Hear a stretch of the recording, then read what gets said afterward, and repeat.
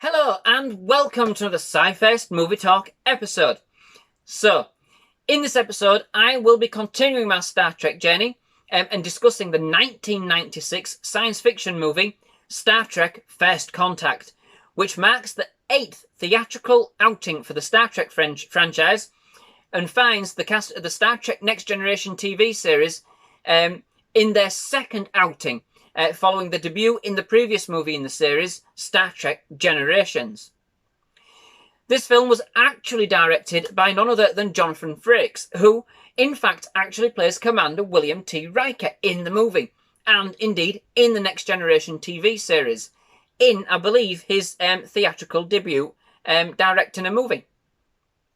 So, as a disclaimer, I will probably give some spoilers for the film, perhaps, and others in the Star Trek series, so please do switch off now if you don't want to hear any of those plot details for the films.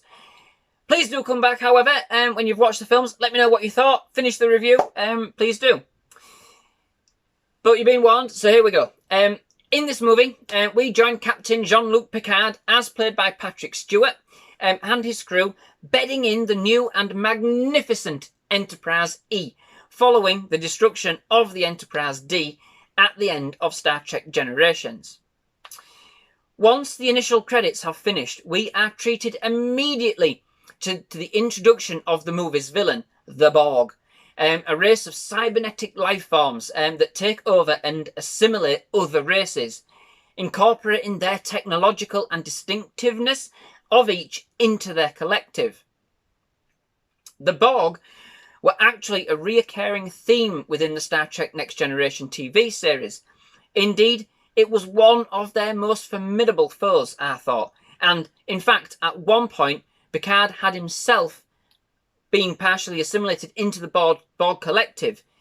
It is this that the movie leans on in a number of scenes, not least the introduction, where the presence of the Borg has caused Picard to have nightmares regarding his time as a Borg. So, the Borg are launching an all-out attack on the Federation near Earth. However, due to Picard's previous history with the Borg, the Enterprise and its crew have been told to stay away. Well, however, hearing the peril that the Federation's fleet are in as they engage the Borg vessel kind of motivates Picard to disobey his orders, a decision unanimously agreed by the rest of the Enterprise team, and proceed to join the fight with the Borg. When they arrive, the fleet has been decimated, but we see Worf, a Klingon, as played by Michael Dorn, in command of the USS Defiant, gallantly continuing the fight to the bitter end in true Klingon style. The Enterprise arrives just in time to rescue the crew of the Defiant, and with Picard's knowledge of the Borg, they manage to gain the upper hand and destroy the Borg cube. But not before the Borg themselves launch another vessel, which manages to open a vortex in time and escape into the past. The Enterprise then gets caught in the vortex and witnesses the landscape of the Earth change drastically and registers every humanoid life form on the planet as Borg. Knowing this, they do the only thing that they can do and follow the Borg back in time to stop them from rewriting Earth's history and assimilating the planet into their collective. The Borg have gone back just to before the Earth made first contact, hence the name of the film, with an alien race. Sometime after the Third World War had all but fractionated the planet's population. Pretty much the most pivotal date, in the history of Star Trek. No first contact, no Federation. Simply put, First Contact is an absolutely first-class movie. Out of all the films involving the Next Generation cast, this is pretty much the best, and bar perhaps The Wrath of Khan, is up there with the finest Trek ever depicted on the big screen. It sees every one of the characters involved on absolute top form in a superbly paced, fantastically spellbinding and captivating story, with the return of one of the series' most formidable, indestructible and resilient enemies that the Next Generation team have ever faced, the Borg. It has got just about kind of the right mix of dark action, humour, intrigue and sci-fi. The film is very impressive right from the start. You know this is going to be something different. There are some excellent visual effects with some fantastic shots of the Grand Enterprise E.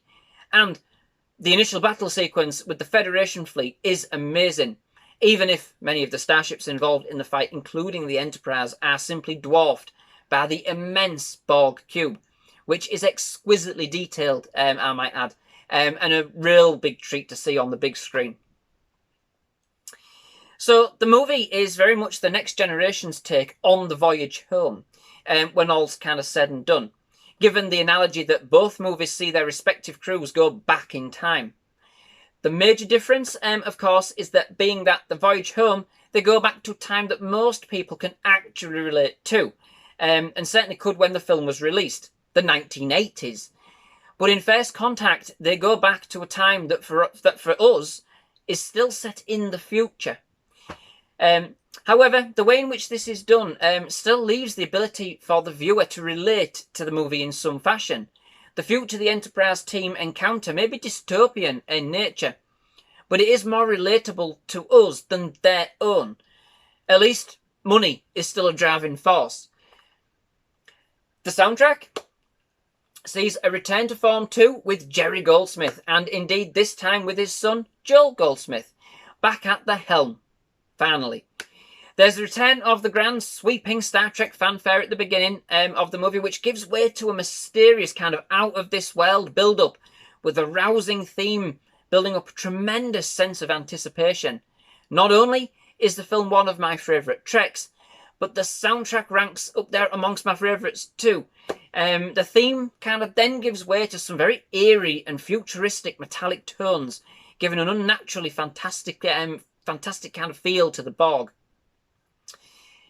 The fact that the film centres around the Borg, an already kind of established enemy from the Next Generation series, then somehow kind of manages to make this accessible very swiftly to even those who may not have even seen the series or even know who the Borg are.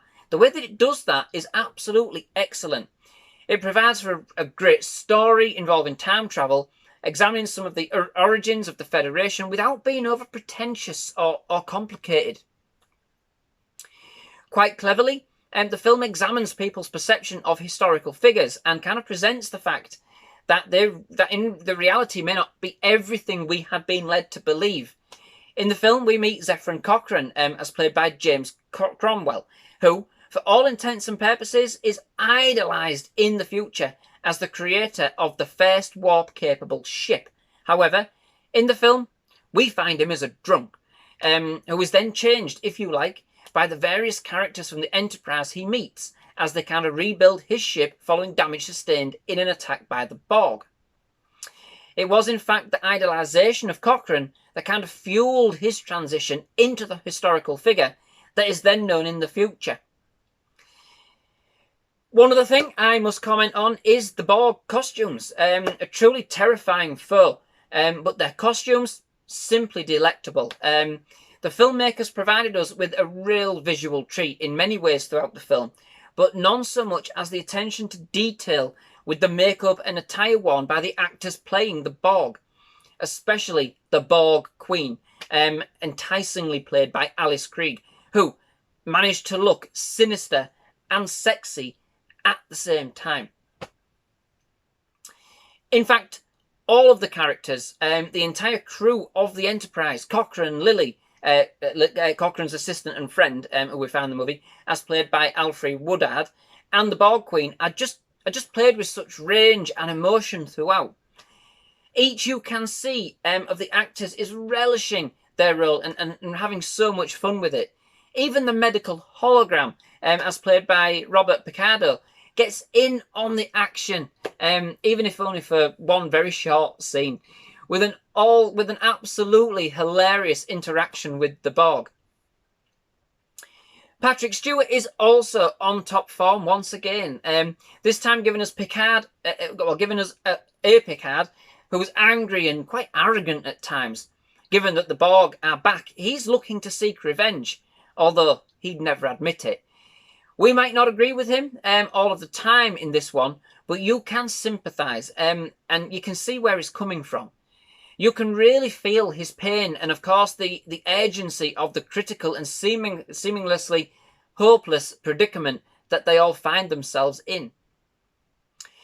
Another standout moment for me was seeing the Borg in a holodeck jazz bar with a great throwback to the series, with Picard once again donning his Dixon Hill persona, as we've seen him in numerous episodes throughout the Next Generation TV series.